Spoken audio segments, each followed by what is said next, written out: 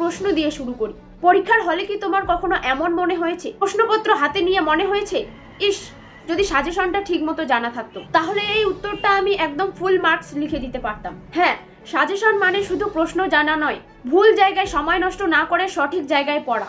আজকের এই ভিডিওটি তোমাদের জন্য গুরুত্বপূর্ণ হতে চলেছে। এই ভিডিওটি দেখলে তুমি বুঝতে পারবে কোন প্রশ্নগুলো বারবার এসেছে এবং 2026-এ কোনগুলির 95% আসার সম্ভাবনা। নমস্কার, আমি প্রিয়াঙ্কা বিশ্বাস, তোমাদের সকলকে স্বাগত জানাই স্টাডি কেয়ার WB ইউটিউব চ্যানেলে।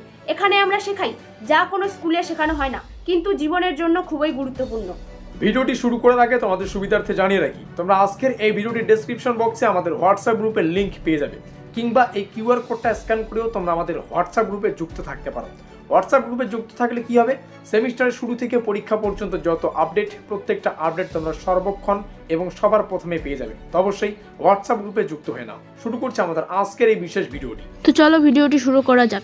আমাদের সিলেবাসে টোটাল 3টা কবিতা রয়েছে। প্রথম কবিতা ভাব সম্মিলন, বিদ্যাপতির লেখা। দ্বিতীয় কবিতা লালন ফকিরের গান, লালন শাহ। তৃতীয় কবিতা নুন, জয় গোস্বামী। এখানে টোটাল 3টা কবিতা রয়েছে এবং এই 3টার মধ্যে যেটা মোস্ট ইম্পর্টেন্ট, যেটা পরীক্ষায় সবচেয়ে বেশি আসার সম্ভাবনা, সেটা হচ্ছে নুন জয় গোস্বামী। তো এই কবিতা থেকে অত্যন্ত গুরুত্বপূর্ণ 5 নম্বরের প্রশ্নের সাজেশন আমরা এর আগেও আলোচনা করেছি, লিঙ্ক তোমরা ডেসক্রিপশন বক্সে পেয়ে যাবে। তো চলো প্রশ্নগুলো দেখে নেওয়া যাক। নুন জয় গোস্বামী থেকে অতিরিক্ত 5 নম্বরের প্রশ্নাবলীর সাজেশন। প্রথম প্রশ্ন, আমাদের শুকনো ভাতে লবণের ব্যবস্থা হোক, কে বলেছে, এ দাবি কার কাছে, কেন? দ্বিতীয় প্রশ্ন, আমি তার মাথায় চড়ি, কে কার মাথায় চড়ে, পঙ্কোক্তিটির তাৎপর্য ব্যাখ্যা করো। তৃতীয় প্রশ্ন, আমরা তো অল্পেই খুশি, বক্তার জীবন চরিত্রের কিরূপ পরিচয় কবিতায় ফুটে উঠেছে।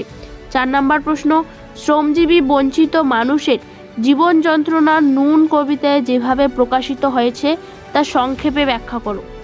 5 নম্বর প্রশ্ন, আমরা তো অল্পে খুশি, কোন প্রসঙ্গে বক্তা এ কথা বলেছেন, এই অল্পে খুশি হওয়ার তাৎপর্য কি? তো এখানে মোট 5টা প্রশ্ন রয়েছে। এই 5টা প্রশ্ন তোমরা ভালোভাবে পড়বে, এগুলো খুবই গুরুত্বপূর্ণ। চলে দ্বিতীয় সেটে দেখে নেওয়া যাক। দ্বিতীয় সেটে নুন জয় গোস্বামী। প্রথম প্রশ্ন, নুন কবিতায় প্রধান ভাব আলোচনা করো। দ্বিতীয় প্রশ্ন, আমরা তো অল্পে খুশি উক্তিটির প্রেক্ষাপট ব্যাখ্যা করো।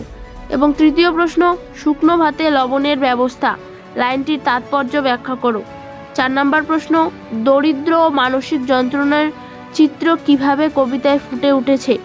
5 নম্বর প্রশ্ন, নুন কবিতায় বাস্তব জীবনের যন্ত্রণার চিত্র ব্যাখ্যা করো। তো এখানেও টোটাল 5টা প্রশ্ন রয়েছে, মোট 10টা প্রশ্ন হয়ে গেল। এগুলো তোমাদের ভালোভাবে পড়লেই হয়ে যাবে।